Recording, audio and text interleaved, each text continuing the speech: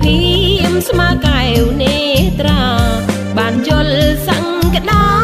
អាកាំងសយានថ្មីស្រុកកណ្ដាលស្ទឹងសន្ធឹងខេត្តពីតកែវភូមិបាទីភក្តីមរតកដែលចូលមហាជាជ័យសម័យធិបតីកាំងរាល់ហេថាអាកាំងសយានថា